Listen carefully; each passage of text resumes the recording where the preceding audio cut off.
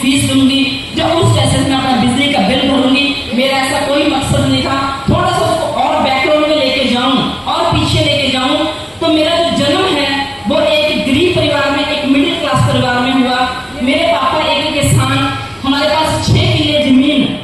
मैं जैसे फैमिली से बिलोंग करती हूँ। मैंने पूरी जिंदगी जब तक मैंने होश संभाला, मैंने अपने पापा को खेतों में मिट्टी के साथ मिट्टी होते देखा।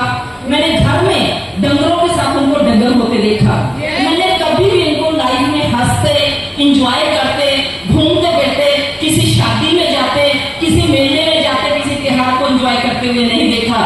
क्योंकि डियर फ्रेंड, जो किसान होता है उसके बस में होता है सिर्फ मेहनत करना, बट उसकी मेहनत घर में आएगी या नहीं आएगी ये ऊपर वाले के ऊपर डिपेंड करती है। तो क्या मेरे पास सहमत है? तो जिम्मेदार को अगर कुछ मारता है, जिम्मेदार रात को उठ के कभी नहीं खाता। जिम्मेदार को अगर कोई चीज मारती है तो कुदरत की मार मारती है। पक्की फसल के ऊपर बारिश होगी तो जिम्मेदार मर गया, पक्की फसल के ऊपर गड़े पड़ गए तो जिम्मेदार मर गया, बारिश नहीं हुई, सूखा पड़ गया तो जिम्मेदार मर गया। तो ऐसे ही हादसे मेरे फादर साहब के साथ हुए और ऐसे ही करते करते धीरे धीरे हमारे सर पे कर्जा होना शुरू हो गया। मैं पूरी जिंदगी, मुझे समझ में नहीं आया।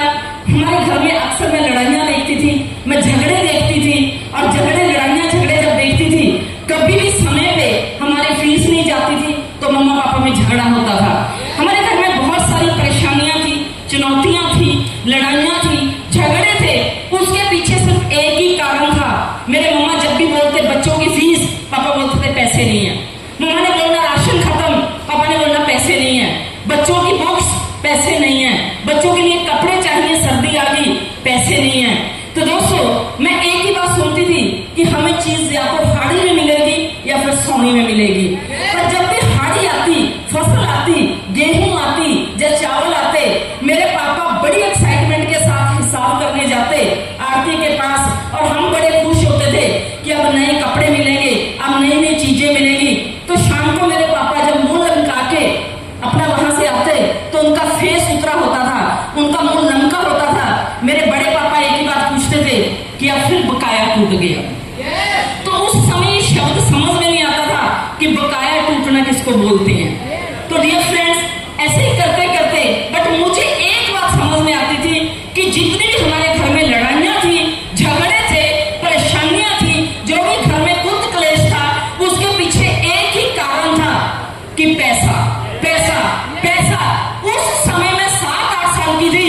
उस समय मैंने अपनी जिंदगी का एक मकसद बना लिया था कि जब मैं बड़ी होंगी, मुझे नहीं पता मैं क्या करूंगी, कब करूंगी, कैसे करूंगी और क्या करूंगी, बट एक मकसद मैंने अपना बना लिया था कि मैं जिंदगी में इतनी मेहनत करूंगी, इतनी मेहनत करूंगी, दिन रात करूंगी और इतना सारा पैसा मेरे घर में कभी भी पैसे को लेकर लड़ाई नहीं होगी। मेरे घर में राशन समय पे आएगा, मेरे बच्चों को नए कपड़े मिलेंगे, मेरे बच्चों को नए जूते मिलेंगे, मेरे घर का बिजली का बिल सही समय पे जाएगा और हमारा कभी बकाया नहीं टूटेगा। तो दोस्तों, ये मेरा मकसद है। पर जहाँ पे इतनी गरीबी थी, मैं ऐसे सोच रखती थी, हमारा कच्चा घर होता था, जो घर था उसके ऊपर कड़ियां डली होती थी। अभी जैसे बरसाते हैं, बरसातों के दिनों में हमारी पूरी छत से पानी आता था, बारिश आती थी, रात को सोने के लिए जगह नहीं बचती थी। और जैसे ही हमारे घर से छत से पानी आता था, मेरे मम्मा पापा मिट्टी डालने जाते थे और मैं एक कोने में बैठ के एक सपना देखती होती थी कि आज ये कच्चा घर है, बट एक दिन मैं इसी कच्चे मकान की जगह पे 1 करोड़ का मकान बनाऊंगी। मुझे ये नहीं पता था कि 1 करोड़ कितना होता है, मुझे ये नहीं पता था कि 1 करोड़ कैसे आएगा, मुझे ये नहीं पता था कब आएगा, मुझे ये नहीं पता था कहां से आएगा। बट यस, उस 7-8 साल की उम्र में अपनी जिंदगी का एक मकसद बनाया था कि इस कच्चे मकान की जगह पे एक दिन 1 करोड़ का घर बनाऊंगी। पैदल स्कूल जाती थी, मेरे गांव से जो मेरा स्कूल था वो 6 किलोमीटर था। बस नहीं जाती थी, एक बस होती थी तो वो बस निकल जाती थी या मिस हो जाती थी। तो डियर फ्रेंड्स, 6 किलोमीटर पैदल चल के स्कूल जाती थी और पैदल चल के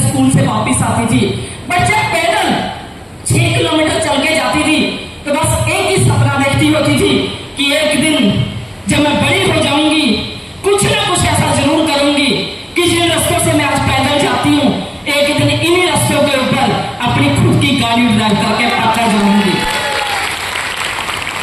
डियर फ्रेंड्स, जब यही बातें मैं बोलती थी, मेरा नाम होगा, मेरी पहचान होगी, मुझे लोग जानेंगे, मुझे लोग पहचानेंगे, जब मैं यही बातें सोचती थी तो मेरे मम्मा पापा मुझे अक्सर बोलते थे क्या सोच रही है, मेरे भाई बोलते थे क्या सोचती है, मेरी सहेलियां सारे के सारे मुझे बोलते थे क्या सोचती रहती है।